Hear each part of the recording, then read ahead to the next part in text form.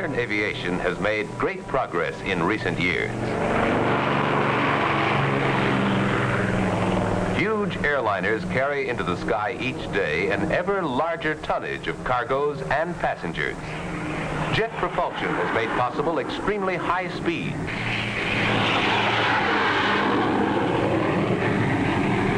Yet in one aspect, these aircraft have become more limited than before, since they need exceptionally long runways to take off and land. The need for an aircraft independent of huge airfields is being met today by the helicopter, which can land in any area big enough for its whirling rotor.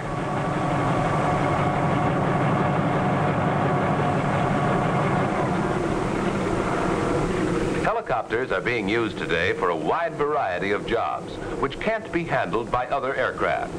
In larger cities, they are delivering thousands of pounds of mail every day from outlying airports directly to the post office. These craft can carry some 400 pounds of mail on each trip, and in some cities, trips are made throughout the day at 20-minute intervals.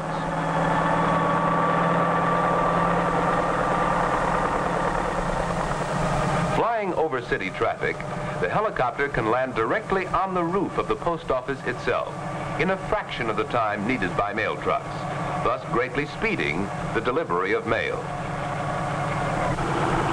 Helicopters have found important uses in the country too, where they are used for dusting crops, which would be damaged by ground equipment.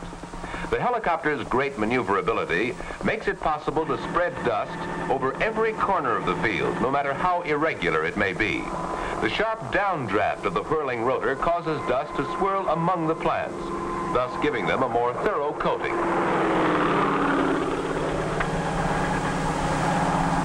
The helicopter's slow speed makes it useful for any kind of air search, and especially for inspections of such things as power lines and pipelines. If anything unusual is spotted from the air, the helicopter can hover to give the inspector a better look. Equipped with pontoons, the helicopter can land on water and can penetrate swamps which were previously inaccessible.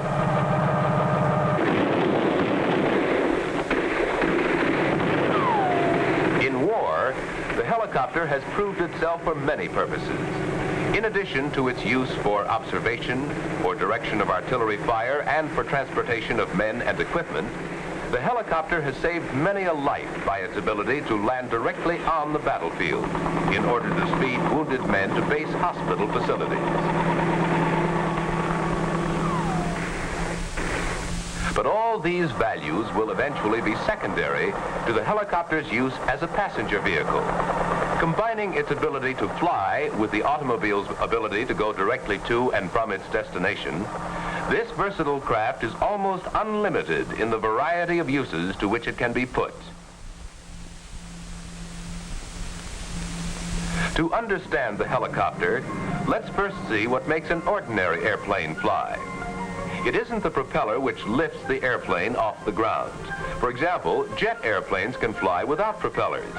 But all ordinary aircraft must have forward speed to fly, and this forward speed is provided by the propeller. The reason speed is necessary lies in the shape of the airplane's wing. A careful examination will show that the wing has been designed so that its upper surface is more curved than its lower surface. Therefore, the distance from the front to the back of the wing measured along the lower surface is less than the distance from the front to the back measured along the upper surface.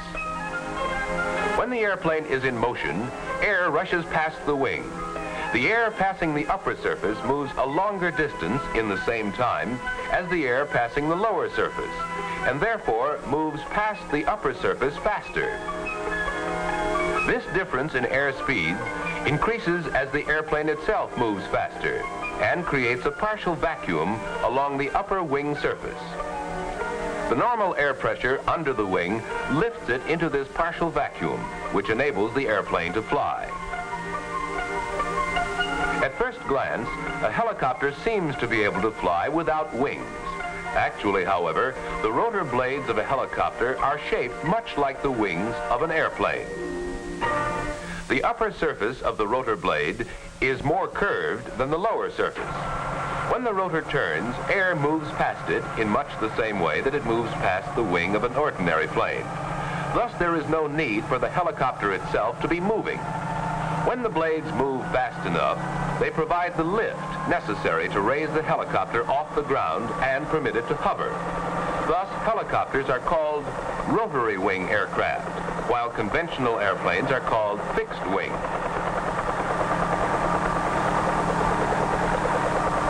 The helicopter's development stemmed from an earlier craft, the autogyro, shown in these historical films.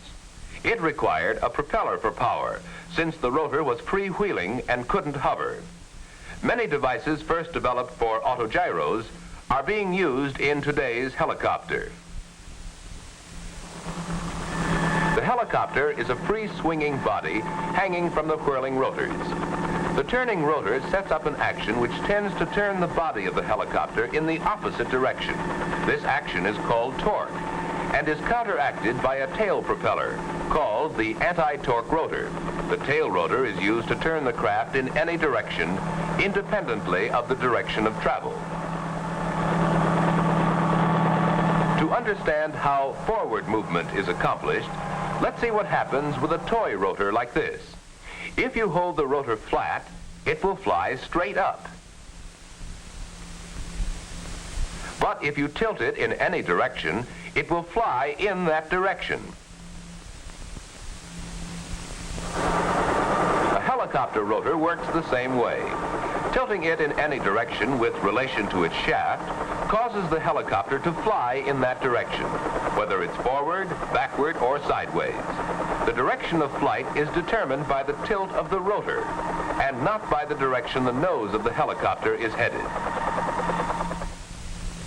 Now let's take a ride in a helicopter. While the controls are comparatively simple, a helicopter pilot must be as thoroughly trained as the pilot of any other type of aircraft. A self-starter starts the engine, and after a careful warm-up, we're ready to take to the air.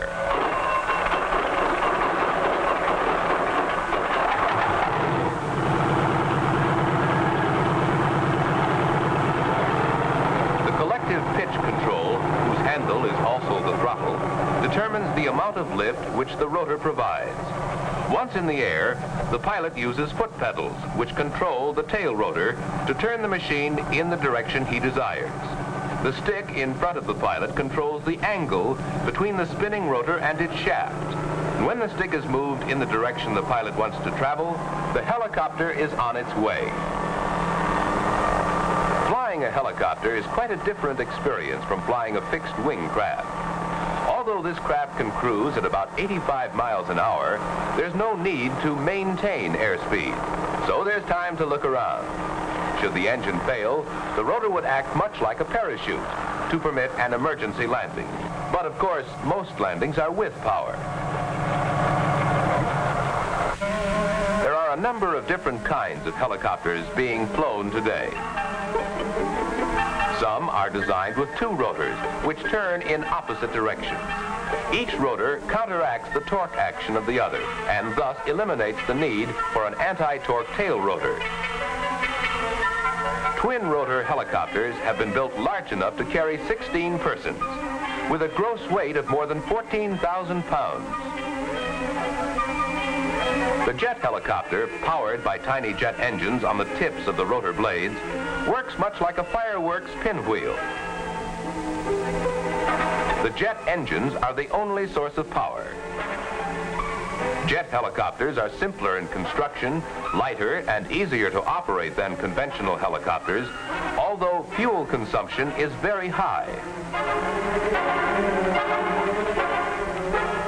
The continued development of this and other types of helicopters, with their unprecedented freedom of movement and the wide range of uses to which they can be put, holds great promise for the future of transportation.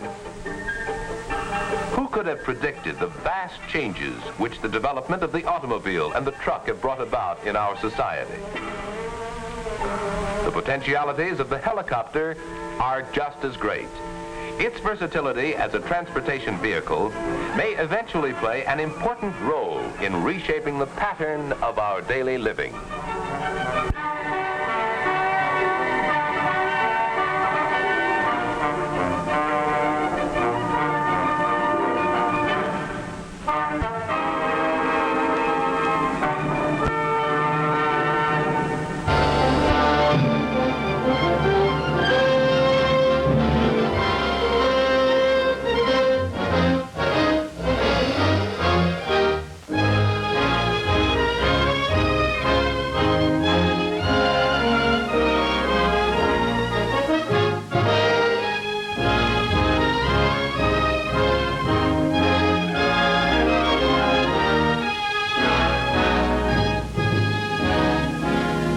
Helicopters, the most versatile equipment to appear on the scene in recent years, are making possible new concepts in transportation for both military and civilian use.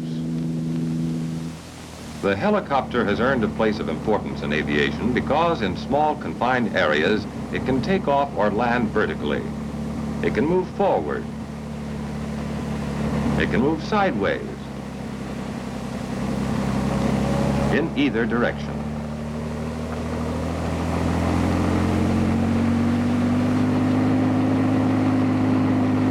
It can move backwards.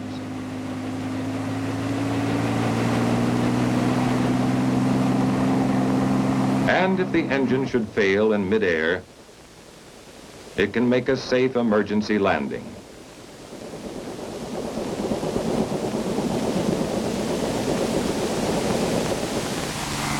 Although the helicopter has only recently become a practical means of transportation, its idea has occupied man's thought for centuries.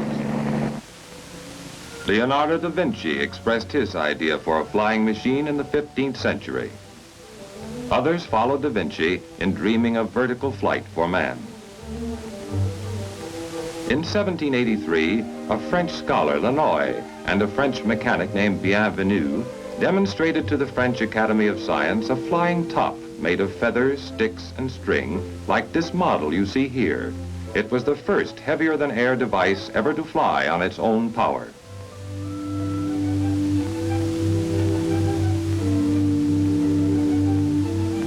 Half a century later, an English schoolboy, George Cayley, heard about Lannoy's flying top.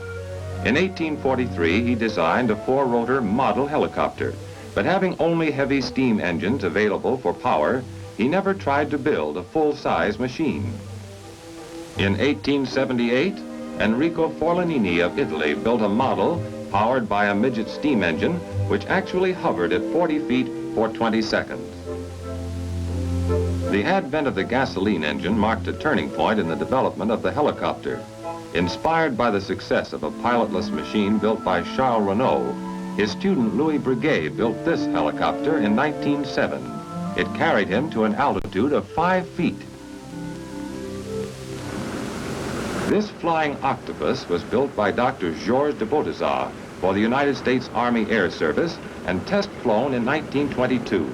It rose to a height of 5 feet and stayed aloft for 1 minute and 43 seconds, but was too complicated and proved impossible to control in flight. In that same period, the American Emil Berliner and his son Henry built two machines.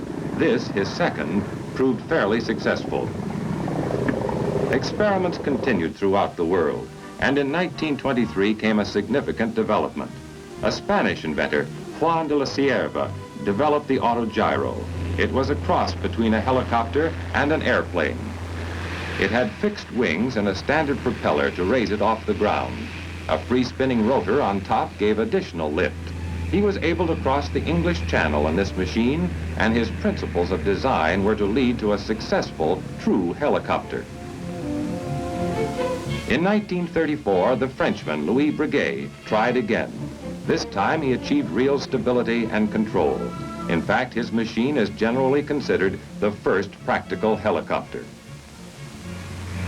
In 1937, the German Heinrich Focke built this FW-61. It could hover, go straight up or down, and move forward or backward. It set new records for endurance, speed, distance, and altitude. Other inventors, of course, were hard at work developing different ideas in helicopter configuration. Here in America, Igor Sikorsky, who had been carrying on rotary wing experiments for years, made his first free flight with this VS-300 in 1940. Although the Army had already commissioned the Platt-Lepage Company to build a helicopter, it followed Sikorsky's progress with keen interest.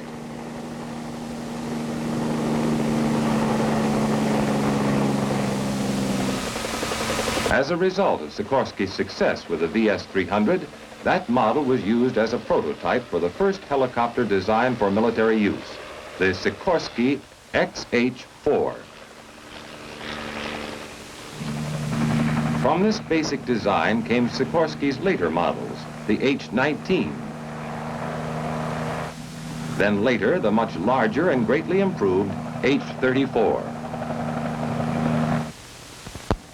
Other designs by American inventors were being developed. In the late 1940s, two more models were accepted by the United States Army. One produced by Bell was the forerunner of this, H-13. The other was the H-23, manufactured by Hiller. Piasecki designed the H-25, a small compact utility helicopter employing the principle of two rotors driven by a single engine. He also devised another tandem rotor machine, the H-21, known as the workhorse.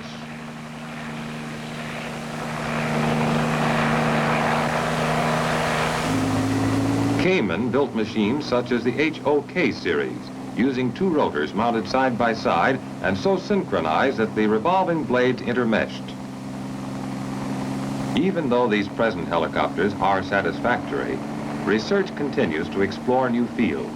The search for a practical small helicopter has resulted in this experimental two-place model powered by ram jets on the blade tips. In the one-man class is this simple compact version of the conventional helicopter. Developed by Hiller, it has the advantage of being collapsible and easily carried. A distinct departure is the flying platform, with its rotor blades mounted on a frame under the pilot. Directional control is accomplished by the pilot's body movements. Seeking engines with higher horsepower and more efficient operation, designers have turned to turbine engines. One, designed by Lycoming, is used in this Cayman HOK. Bell's latest utility helicopter, designed for the Army, the XH-40, also uses the Lycoming turbine engine.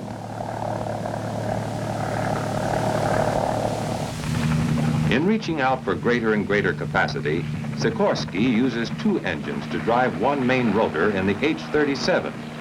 Although we have accomplished a great deal in the development of the helicopter, we have even more to accomplish in the future, and the task is not without its difficulties.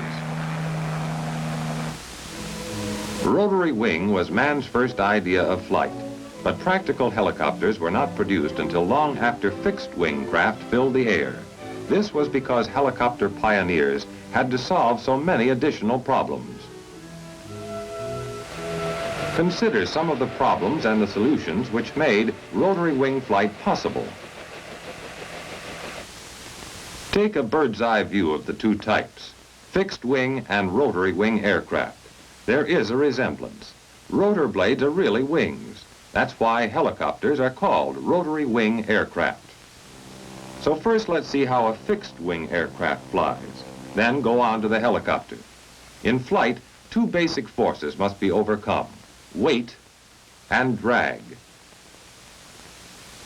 The forces which overcome these two factors are lift and thrust in fixed-wing aircraft.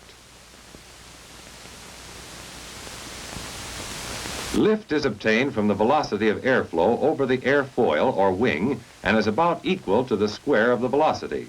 Thrust is obtained from the propeller, which drives the aircraft through the air. So the greater the thrust, the greater the velocity of the airflow, and the greater the lift.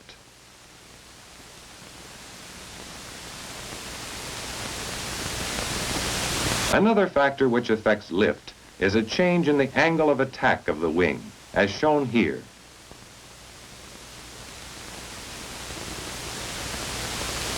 The angle of attack is the angle formed between the chord line of the airfoil and the relative wind. Increasing the angle of attack up to the stalling point will increase lift within the limits of airfoil design. Now, any increase in the flow of air or in the angle of attack, or both, will increase lift. A conventional fixed-wing aircraft gets most of its lift from its wings. The helicopter gets enough velocity of airflow by rotating its blades at speeds up to 350 miles per hour while standing in one place. To increase the angle of attack, the pitch of the rotor blades themselves is changed. In all helicopter rotor blades, two types of pitch changes are possible. The first, called collective pitch, gives a change in the angle of attack which is constant and equal on all blades. By changing this collective pitch, the helicopter can make vertical movements up or down, or it can hover.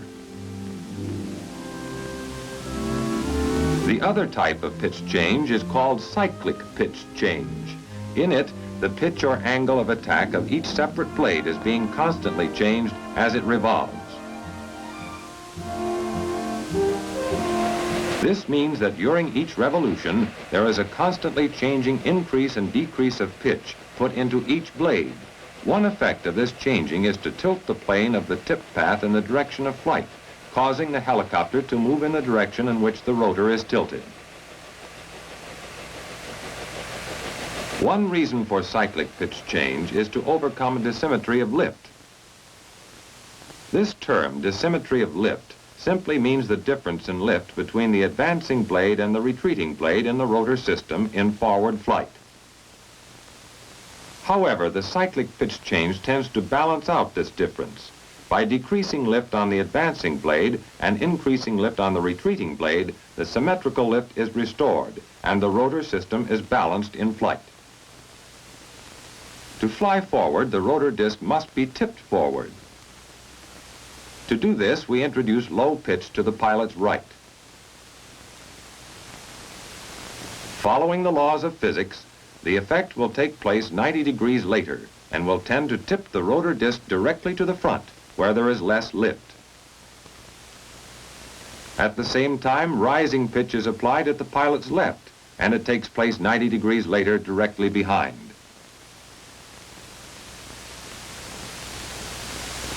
In actual operation, cyclic pitch is gradually changed throughout the rotation. But its effect is to tilt the rotor forward, making the helicopter move forward. This cyclic pitch change, applied independently to each blade in the rotor system, governs horizontal movement. Now there's another point to be considered in helicopter flight principles. The problem is that of torque. In most single-rotor helicopters, the blades turn counterclockwise. Under Newton's law of equal and opposite reactions, the force of the turning rotor tends to make the fuselage turn around the rotor axis in the opposite or clockwise direction.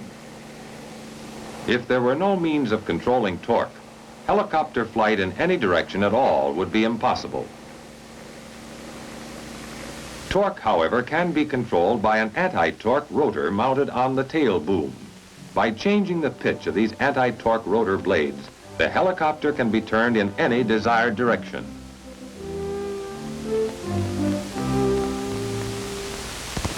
In tandem rotor designs, torque is no problem.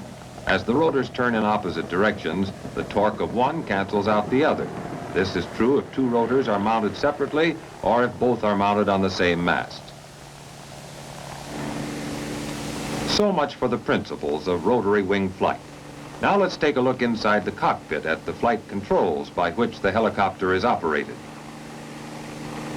Alongside the pilot is the collective pitch stick, which changes the collective pitch of the rotor blades and causes the helicopter to move up, down, or to hover. A motorcycle-type throttle is mounted on this stick. The cyclic control stick tilts the rotor and causes the helicopter to move forward, backwards, or sideways. These anti-torque pedals are coupled to the tail rotor. By varying the pitch of the rotor blades, the helicopter is turned to the left or right when hovering. With the development of the helicopter into a practical reality, new uses are being found for it every day by private industry, government agencies, and military services. For example, oil companies find that helicopters earn their pay in running preliminary surveys and in patrolling their pipelines. Even the farmer has found a use for the helicopter in crop dusting. The low and fairly slow-flying helicopter can put the spray where it is needed in a hurry. Inaccessible areas are opened up for on-the-spot news coverage by airborne television cameras. The Postal Department also is found to use for helicopters. It has become quite commonplace now to carry mail from a downtown post office to a nearby airport for direct transfer to a cross-country airliner. Traffic police use helicopters to patrol the highways and prevent dangerous traffic conditions from developing. Conservation officials find it useful in counting elk and other wild animals in game surveys. Game can be herded toward better feeding areas or have food delivered to them in bad winter weather. In time of civil emergencies such as flood, the helicopter is called upon to carry medical supplies and food to isolated victims or to evacuate them to places of safety. Today, the military services are among the more important users of helicopters. Commanders find they can get to advance units quickly to keep themselves abreast of tactical situations.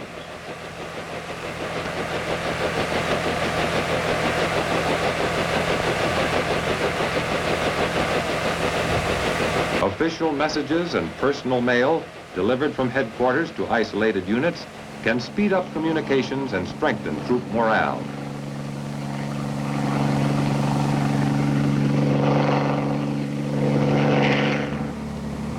Telephone wire on speed reels can be laid over rough terrain in a matter of minutes, a job which otherwise would require hours of work by the usual ground team.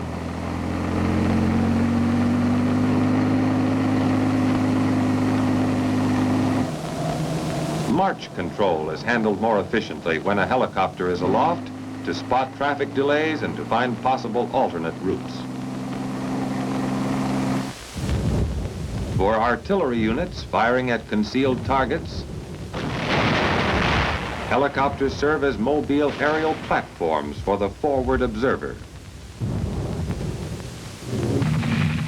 Cargo transport craft can support military operations by delivering heavy equipment such as artillery or a quarter-ton truck or even sections of a pontoon bridge. Combat troops isolated by difficult terrain conditions can receive quick delivery of ammunition, medical supplies, gasoline, or other needed equipment. During the Korean conflict, this machine gained respect from fighting men by its ability to evacuate wounded from battlefields under conditions in which other means of transportation were almost useless.